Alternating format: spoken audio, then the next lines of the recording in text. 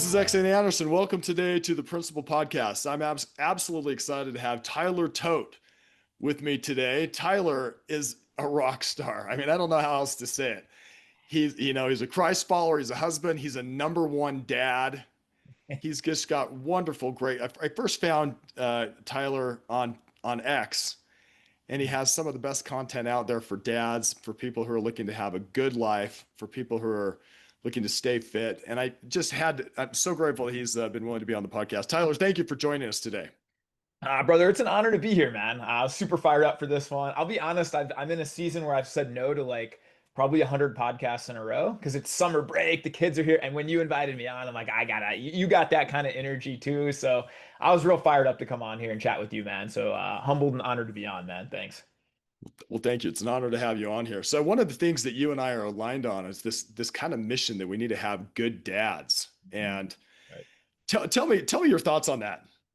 Yeah, man, I was blessed. I'll just say number one, man. My dad, and I always am so grateful and I try and honor him. And I always tell him I just want to build on your legacy. So my dad is real open about it too. He swapped an alcohol addiction for a fitness addiction when I was really little. So I was maybe one or two. And he was not a very good husband to my mom, I don't think, those first few years, and did some pretty bad things where he'd, say I'm going out with friends and not come home and things like that, and couldn't hold a job and things like that. And he just was living a not really great life. And then man, he kind of had a mentor and a couple people knocked some sense into him in his mid 20s. And then the only dad I've known, because he made this switch when I was one or two, is just on fire, bro. He coached all my sports. I vividly remember being like 8 years old, him throwing me on his back and sprinting up hills and like training for races. And today he's almost 70. He's about to hit 100,000 miles run in his life. He's been tracking it now for like 40 some years. He's just an absolute beast, and all my friends call him the legend. Because even when we were in high school playing basketball, he was the only dad that would run full court with us for hours, right? He was just that guy, and then he'd go grill his steaks afterwards. And so, I've had a great example of that. And sadly, I wasn't really following it, to be honest. Our first couple years of marriage, I was kind of living like a watered down version too. My wife and I weren't seeing eye to eye on things. I just had this sort of victim mentality. And it was one night, man, just on my knees, I decided I'm going to change my life. At this point, I was 20 pounds overweight. I hadn't been to the gym in 2 years. I was working a job I didn't really like and just kind of going in this other direction. And I'll never forget it. I was 34 and a half years old, man. And I literally just got on my knees and said, this is not the direction I'm going to go. There's a better version of me that's going to come out every single day. And I just made some rules for myself. I'm getting up at 5 a.m. Man, I'm going to open my Bible first thing. I'm going to hit the gym every day, whether I feel like it or not. I'm going to meal prep and stop eating garbage. I'm going to take my wife on dates and bring passion back and have a lot of fun with her and be that dad that's super intentional. So just this big shift, man, about 7-ish years ago now. And kind of haven't looked back, man. And I never used social media before then. I just kind of started tweeting randomly about some of the things I was doing. Fast forward a few years later, man, we got like, 250,000 followers plus and a really awesome community there, and just been blessed to grow that and kind of have a little influence in that space too, man. So it's kind of how it all started, man.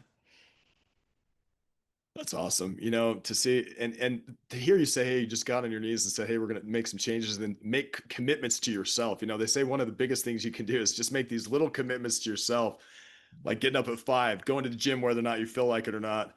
And things start to change when you make those important but little decisions, but you do them whether or not you feel like it or not.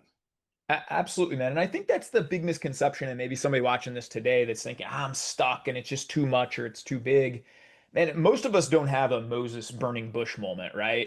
Like it would be wonderful if there was this big magical transformation. But I think for most of it, it's the little daily wins. And I talk with that guys all the time, and just stack wins. Momentum is so powerful. Like, why do you not go to the gym? Because you haven't gone in a few years. So it's just normal now to snooze, to sleep in, to stay up late watching Netflix. So just break those patterns and just say, man, tonight I'm opening my Bible for the first time. I'm gonna read one chapter. You know what? Tomorrow, whether I feel like it or not, 5 a.m., man, I'm getting up and I'm going to hit a few wins. I'm going to chug a water, right? Something I'm grateful for. Hit the gym, hit a walk, whatever that might be. And once you start to build that momentum, I've met very few people in life, if any, that have like started going to the gym again and they're consistent and they're losing weight and they look better, they feel better more, and they're like, oh, I don't like this. I want to go back. So you just got to take those first steps and kind of get off the sideline, get into the arena of life, I would say. Start stacking those wins, and everything's different then. Yeah, I like that. You know, and you're talking like this reminds me of something Stephen Covey said. Stephen Covey, he had this, he was at a conference once. Somebody came up to him after the conference and said, I don't love my wife anymore. Mm. And it kind of caught him off guard. Like, who says that to you? And he looked at the guy and said something like this. He said, well, then love her. And the guy said, well, I don't love her. I've fallen out of love with her. We have 3 kids. We're probably heading for a divorce. And Stephen Covey looked at the guy and goes, well, if you don't feel like it, that would be a good reason to love her. And the guy goes, well, how do you love someone you don't love? I just told you I've fallen out of love. And he said, my friend, love is an action, not a feeling. It's something you do. But here's the kicker. If you do the action, the feeling will follow. So basically he's saying, you don't wait till you feel like loving your wife to show her love. You don't wait to feel like to exercise. I mean, if you just sit there on the couch and wait for the feeling to come in, it's never going to come. You got to get off the couch when you don't feel like it. And then eventually you're like, man, this feels good. It's Thoughts on that? absolutely right. I have this saying, and I say this to a lot of guys in my men's group. I'm like, look, even losers win when winning is easy or you feel like it, right? Like, you want to write the book or start the side hustle or the course, right? So what happens? You get this dopamine hit and you think about how great this could be, and you're really excited for a week, and so you work on it. But then the nitty-gritty heart hits, man, and you don't feel like getting up again. And so many people repeat this pattern. Or I go to the gym for 2 weeks. But dude, I only lost like a pound and now I'm not really seeing the results. So you stop. And it's like, man, again, anybody can go when it's ideal, when it's easy. I use this show as an example. You ever see the show The Biggest Loser? Yeah. I mean, Way I've back in the heard day. about it. Haven't watched much of it, but I've heard about it. Yes. Yeah, I didn't really watch it back then, but I read this stat on it, man, where it was some crazy number, like almost 90% of the people that ended up losing all this weight put it back on when they went back home within a couple years. And I equate that to, well, when you had the best personal trainers, the best nutritionists, your whole life was about just every day you had 8 hours to get in shape and every day to rest and hydrate properly. But then you went back to real life and things weren't easy. Well, you didn't fix up here, right? Because that's the most important thing. And I joke with guys all the time, like, look, I'm about to be 42. The reason I'm an in shape 42-year-old dad is because I have about 100 to 125 workouts a year that suck. They're not good. Like, to be honest, man, if you watch me at the gym today, it's not like I was setting PRs. I didn't sleep great last night. I had a fun date with my wife. We were up a little too late. For whatever reason, man, the alarm went off at 5. I didn't feel like getting up. I still went and had a pretty subpar workout, but I didn't put up a zero, right? I still went. I have more energy now. I feel better because I went. And again, that's just those stacking wins. Like nobody always feels like it. That's motivation is such a misconception, I think, in that way.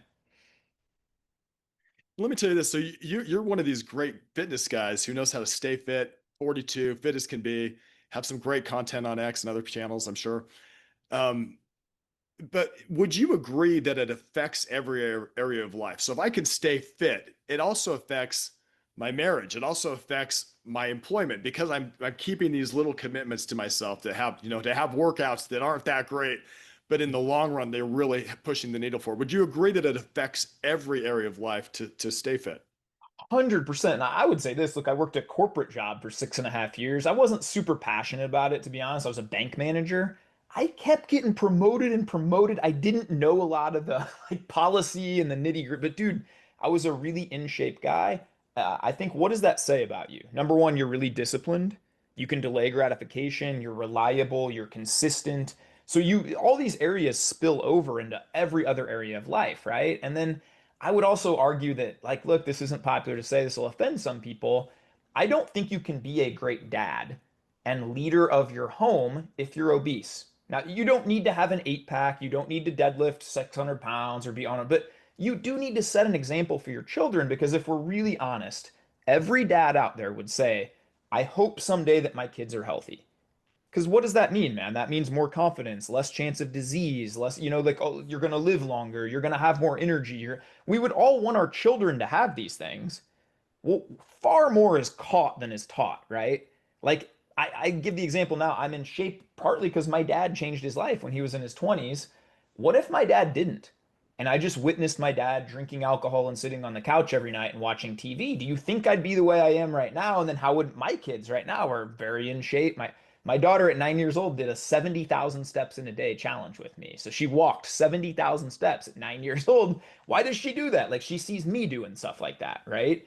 So I think the dad has to set the tone for the house, and our kids need to see us. And I think that's one of the saddest things I see is a lot of the dads nowadays say, "Oh, well, back in high school, and they tell these glory stories, right? And it's like, man, I think your kids should witness you being great and striving to be better and striving to set these challenges and being healthy and in shape. And they're gonna catch way more of that than you sitting on the couch saying it's important to be in shape. I used to be in shape. Which one is more effective, right? That's exactly right. I really like that. And that example is pretty much the foundation. You can teach, but if your example's not there and it's not lining up, Mm. then how much influence do you really have, right? That's right. Even if, like, dude, if I go to a doctor and they're obese, I'm not going back. If I went to a personal trainer and they were obese, I'm not going back. If I go Right. to a dentist and they have plaque all over their teeth, I'm probably not going back, right? And so I think it's important that if we're going to preach this message, we have to live it. And I think, you can talk about, I don't really know. I didn't have a growth strategy on Twitter. I didn't show up to try and go viral all the time. But I think the one thing I have on Twitter is, dude, I post receipts. I've met 2,000 people offline probably now because I live in Vegas and people are always coming here for freaking, I'm like, meet me at the gym. And I've probably had workouts with hundreds of people that have just flown in and we'll take hikes. We'll go to the gym. I'm meeting another one Sunday. We're going to go do a hike at Red Rock. And it's just, if you are who you say you are, you post receipts and you sort of live the life. Man, I think that's attractive to a lot of people because we see a lot of stuff online now where people are just drink water, go to the gym, do that. Well, you got to live it, man. You got to breathe it. You got to be that person. Otherwise, like, I kind of don't really respect your message a lot, to be honest. If you're not living it, I don't think you believe it. Right. And I heard, if I think there's this pyramid of influence, and the bottom part of the foundation of the pyramid is my example. Like, what am I doing? Right. And then the next piece I think is like my relationship. Like, if I have a good relationship with you and I listen to you and we'll talk together. And then the last part, the very tip of the pyramid is what I actually say. So, right. So like if I'm doing the example and I have a good relationship, then what I say matters. But if all I do is say something, but I'm not doing it and I don't have a good relationship, then what I say just kind of falls, doesn't go anywhere. Yeah, And I definitely. think, 100%. go ahead. Sorry. Oh, I was just saying that, What yeah, it did you falls say? on Sorry. deaf ears. 100%, man. Sorry you froze there for a half second. Yeah, no, I don't. Yeah. Hopefully the video quality is here good. But yeah, I love what you said that people come in to see you post receipts, you show what you're doing. So important. And I think also from a long-term perspective, having that ability to work out, you might give you another 10 or 20 years with your kids, with your grandkids, maybe your great grandkids, because you took care of yourself today and you didn't get some of those health problems that we see so many people getting later in life, where they're getting type 2 diabetes or they're getting cancer Absolutely. or they're getting heart problems or whatever it is, because you did the little things today that you didn't feel like doing, right? Right, man. One of my favorite tweets I ever saw was like 5 or 6 years ago. I still remember to this day. Is a guy named Steven Man's Life. I love his account, man. He's a great dude, a lawyer out of Kentucky. And he said every healthy meal is an investment into your kids and grandkids. And every time you go to the gym when you don't feel like it is an investment into your kids and grandkids. And dude, again, I'll just use my parents as an example. They're coming up on 70.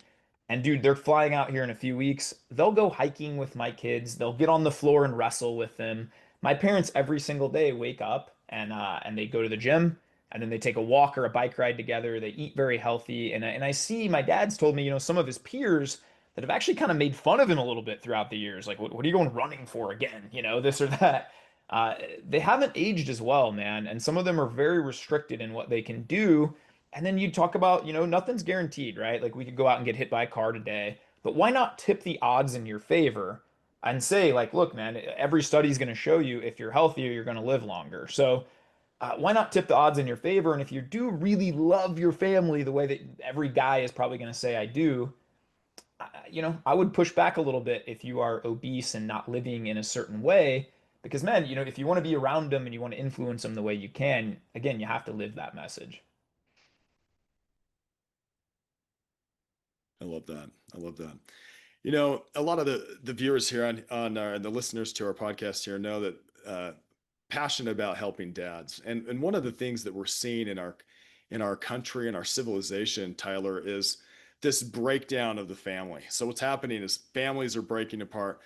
And I talked to a policeman recently, and the policeman said 90% of the people that he takes to jail don't have dads in the home or not functional dads. And the I think let's talk a little bit about this.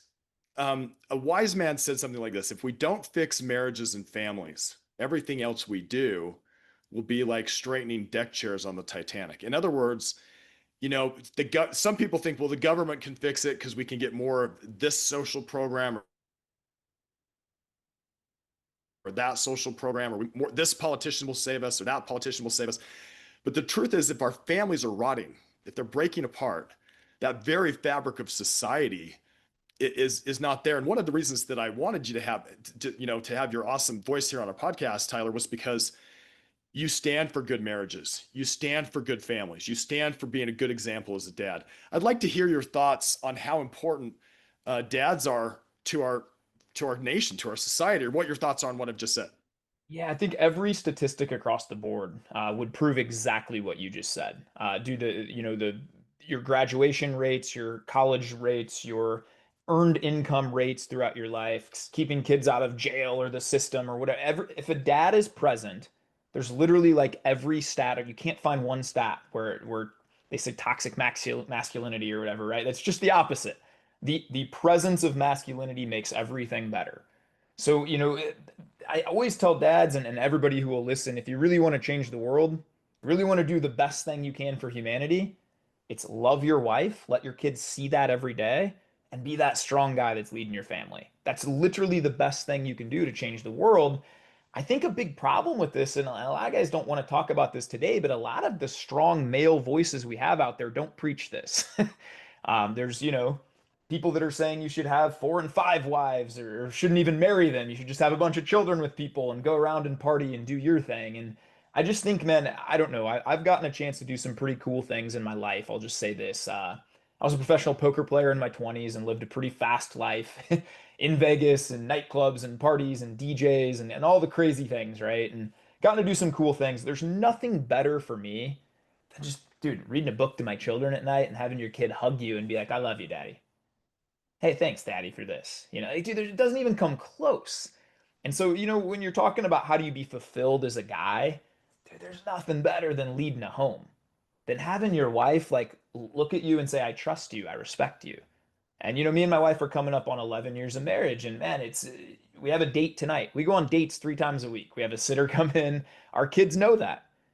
Man, mommy and daddy love each other. We want our time. We're man and wife, not just mom and dad. We're man and wife. We love each other. We go out and laugh and dance and take hikes and do fun things together, right? Because we love each other. We want to grow that relationship. I think it's And what a great example, just interjecting, what a great example, because you're actually building their marriages in the future so they can have a great marriage, because you're showing that, hey, mom and dad take time to build their own marriage. And when they get older, they'll remember that and hopefully follow in your example, which is the most powerful way to teach. I had to interject that. So keep going. Sorry, Tyler. That's the best point though, because we overheard our daughter was in the loft one day when me and my wife were getting ready for a date, and she had a friend over, our little neighbor. And we overheard the neighbor girl say, why does your mom and dad leave a lot? Why sometimes I come over to play? Why do you have a babysitter come a couple times? And my daughter's answer was, they really love each other a lot. They want to hang out. They really want to hang out together. They really love each other. And we thought we're doing something right. At the time, I think she was 8 years old. And you're right. They're seeing the way you do that, right? And so I think as a guy, you got to take that on as a responsibility. Your kids are always learning from you. Whether you're sitting on the couch and kind of vegging out and we're all watching TV together, or you're saying, hey, let's get up and go on a little scavenger hunt outside or take a little walk or go play this or go play that. Everything you do, your kids are just sponges. And so that's a big responsibility as a guy. It's also an awesome opportunity. Even the way that you treat people when your kids are around. Like I'm really extroverted, so this is really easy. But man, my kids now will go up and talk to anybody. They'll go give a compliment to a stranger. Why do they do that? They've seen dad do that their whole life. We see a lady watering her yard and we just stop and hey, your yard looks beautiful. That's awesome. Thanks. Like it's just little things like that. I think we have a chance. And you want to talk about changing the world, I believe that's how we can best do it. Our kids see that and then they go on to do those things too. I love that. I love how you said to lead. And there's this new phrase that's come out recently that you talked about, toxic masculinity. And the truth is, masculinity is what we need. It's what, what really should happen anytime a man walks into a room or it shows up anywhere, a dad, everyone in the room should be safer a, because he's there, right? I mean, just the very fact that a good man like Tyler Todt or another good dad out there walks into the room, that room is safer and better protected. Uh, and I say there's three things dads need to do. They need to protect and provide Mm. and preside, which is lead, right? Which is lead Right. in their home. And it's a good thing. And we need to change the narrative on that in our nation. We need to change that. Hey, being a masculine, good, fit, strong, brave, kind, awesome man is a great thing. And let our children know that that's a good thing. Absolutely, man. And dude, to your point too, and they interviewed one of these monsters. I watched this a couple years ago. It was a child predator, and they had him locked up, and they did an interview, and they asked him like, "How did you pick from the kids? Like, was it a certain skin color or an age or what it was?" And his answer, dude, it still gives me chills when I say it to this day. He said, "I would watch and make sure there was no strong dad around. Those were the kids I would pick. I would never target a child who had a father that was there and present who could hurt me. I targeted the children who didn't." And it's like, man, that always stuck with me and hit me. I remember watching that interview, and it's like, talk about getting motivation to go to the gym. You know, talk about motivation Yeah. to want to go to a boxing class and a jujitsu and all the, like talk about, those things, man, getting proficient with firearms or whatever dads need to do. And again, to your point, I think you hit the nail on the head. I think this is seen so well in gym culture. Every gym I've ever gone into, who are the nicest guys that are the most willing to help? It's these jacked dudes that have been there for 20 years, man. They could kill you in 1 second, they're jacked out of their mind, right? And they're always the nicest guys. I think that holds true like 99.9% of the time for anybody who's ever been to the gym. When I was a beginner and starting out, I weighed 149 pounds. I knew nothing what I couldn't even bench the bar. And it was a guy named Colby who looked like a Greek god and another D1 football player who took me under their wing and encouraged me and helped me. And, that's what masculinity is. I was a younger guy. They helped me come up and showed me the ropes for a year or so. I got to lift with those guys every day. And that's who kind of showed me, how to do it. And I think that's what we're supposed to do as men. We should have people that we're always helping and coaching and building up. We should have friends that are about our level that we're sharing life with. And we should have mentors that are teaching us. And I think if every guy could sort of have those levels in his life, man, the world would be a much better place. Absolutely. I love that.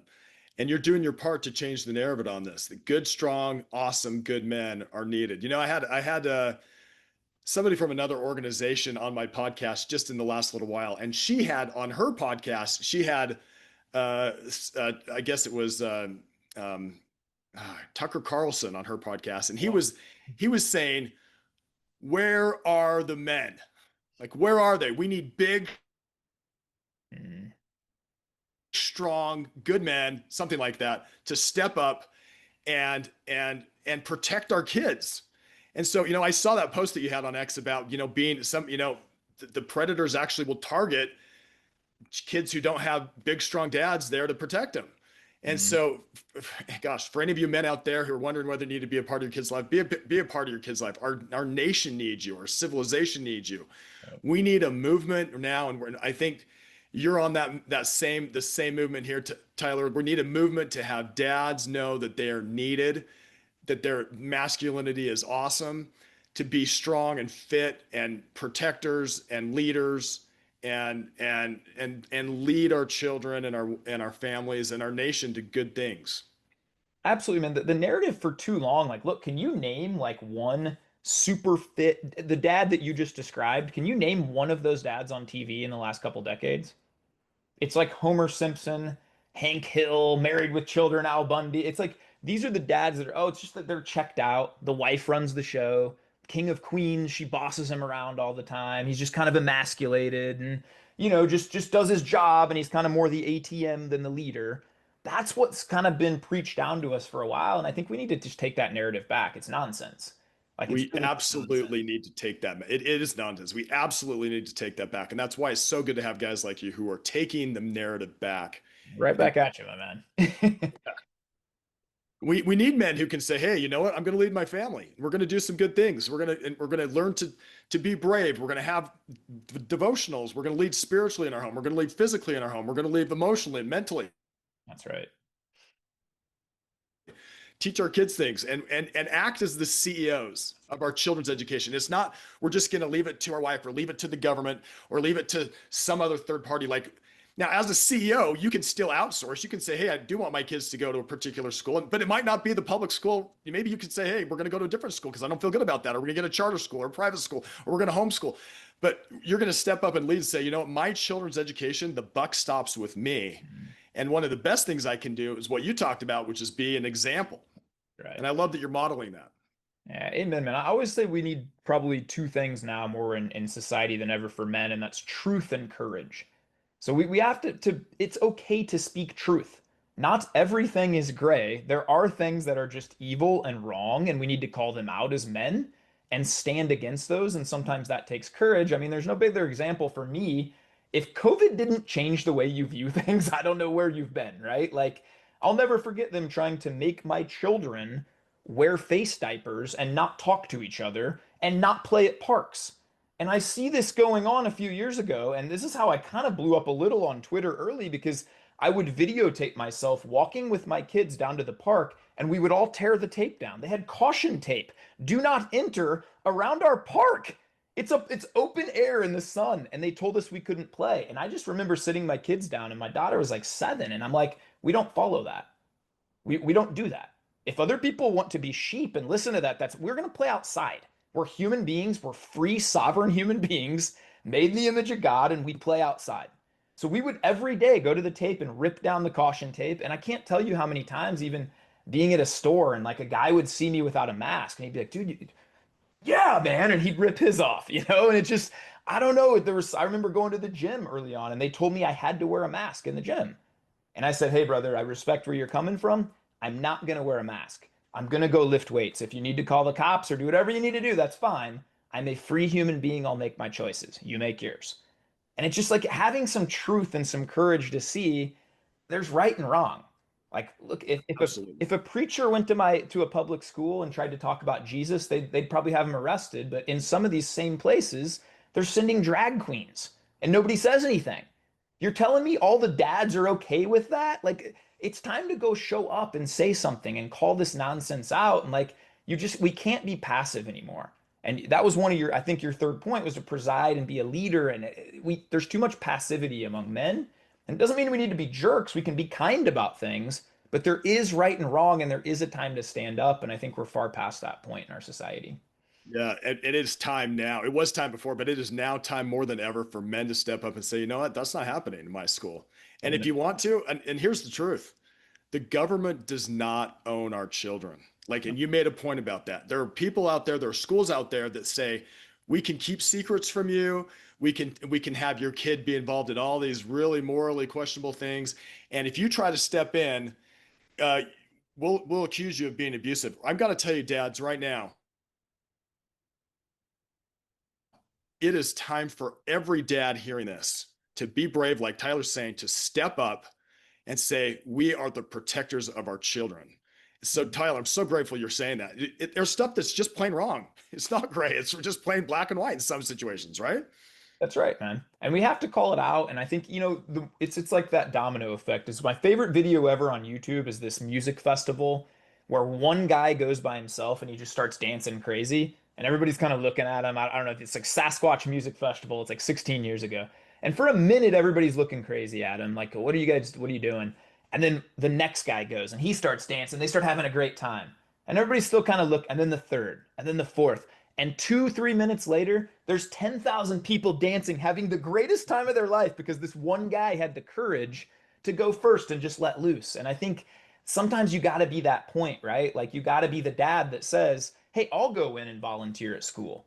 It's usually moms, but hey, I'll put myself in there and I'll make sure things are going right and invite some other dads to come do it. And, so we just got to go first. We got to have those guys that go first and then other people will come along.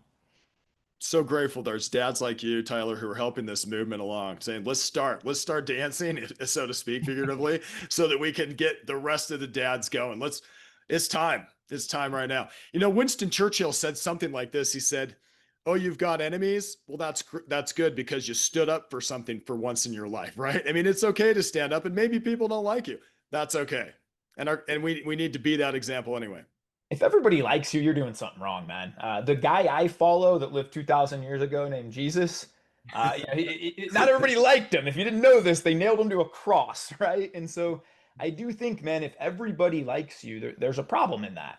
And you should stand for right and wrong, and you should be okay with offending certain people. I don't want to be liked by certain people. If I am liked by those people, then I'm not being true to myself. I'm not being true to my creator. I'm not honoring the things I should honor, right? And so, yeah, if everybody likes you, man, I kind of tend to think that's a problem. So good to have brave men like you say that and mean it. So, you know, Tyler, I know you run some men's groups. You're a coach. How can people get a hold of you and tell us a little bit more about what you do?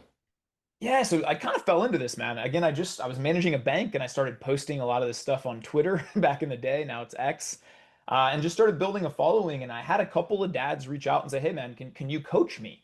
I didn't even know what that meant. I didn't set out to be a coach or do anything, but I remember this. I said, "Well, we can hop on a call, and I'll charge you." At the time, I charged $25. We can hop on an hour call, right? It's about what I made at the bank during the time or whatever. And so I just started kind of giving them some directions and stuff like that. It's sort of evolved along the way. Now I run a men's group where I've got 50, 55 guys. We call it the Arena. We're actually hosting a conference out here in Vegas in 3 weeks. We have New York Times bestselling author Sahil Bloom coming out to speak, Harrison Save Your Sons, some just really great, strong men that are going to come out. We'll be doing ice baths and hikes, and it'll be an active conference. So I run a couple of those things every year and retreats and getaways. But yeah, a lot of that, man, I book one-on-one coaching calls with dads and guys and just help them align that vision of, I think if every guy closes their eyes, they can see that best version of themselves. But often it just gets watered down. And we use the excuses that I'm too busy, work, jobs, bills, chores, why, all the things, right? And I've really had a passion and a knack for helping guys get unlocked in the same way that I was. At 34 and a half, man, again, I was 20 pounds overweight, hadn't been to the gym in a couple years, eating like crap, watching pornography, watching Netflix every night, addicted to things I shouldn't have been addicted to. And it was one flip of the switch that just completely changed my life and then my family's life after that. And I know every guy has that in him. And so if you feel like you're living a watered down version, man, if you can't flip the switch on your own, reach out to me. I'll light a fire on you. That's so awesome. And let you know that event that you're having here in a few weeks. That sounds awesome. So tell us a little bit more about that, about how people can get involved in this awesome event you have. Yeah, this will be, I think, the 13th event I've hosted, man. And again, this started pretty organically with a couple guys I'd coached had said, "Ty, could we come out to Vegas?" One guy's name was Dr. Neil. I'll never forget. And he said, "Can you just put a few guys together that are like me, that want to be great dads, husbands, leaders, get in better shape, all these things, and host a live event?" So I did. I just invited 4 or 5 guys out. We got an Airbnb. We took some fun hikes out here, lifted, just chatted life a lot. This will be the 13th one. It's the biggest one. I believe we have 45 people coming now. And so, man, it's really active. We'll be doing some cool hikes again, ice baths, breath work. I'm bringing in different people to teach different things. And we got 4 or 5 really great speakers. Should be a really powerful event, man. I think we still have a couple spots left. So if anybody's watching this, it's August 28th, 29th, and 30th, right out here in Vegas. Not like the Strip Vegas. This will be a little different kind of thing, more like out in the national parks of Vegas area. But yeah, reach out on X.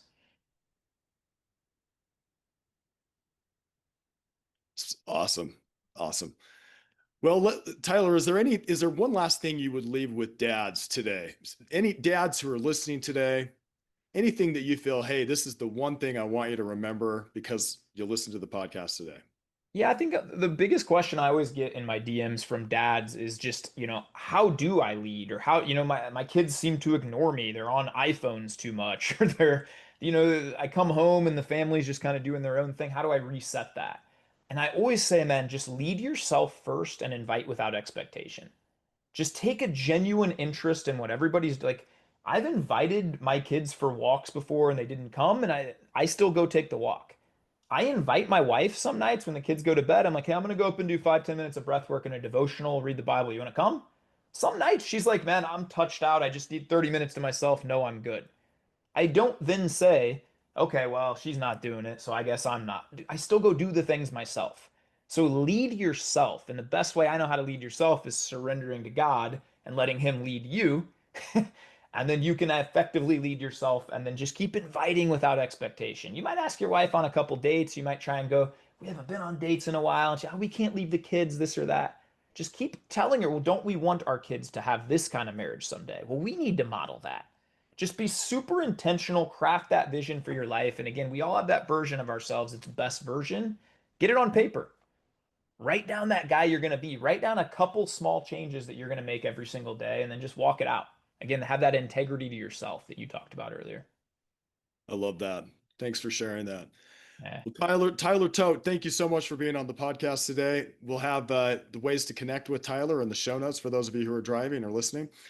And for those of you listening, those of you dads or moms anywhere, we need a movement right now of dads who will stand up, who will be brave, who will lead and protect and provide and be examples to their children and families. Our civilization depends on it. We need it. We need good guys like Tyler all over the planet, all over the world to step up, and we pray you will. Thanks for joining us today. This is Xane Anderson. Tyler, thank you for being on the podcast with us today and for your wisdom. It was an honor, and I appreciate all that you put out and do, my man. Looking forward to what you're doing in the future. As we were talking a little before the show, I think you got some huge things coming up too, man. So super fired up and grateful to be here, man. Thanks again. Thanks, Tyler. Have a great day.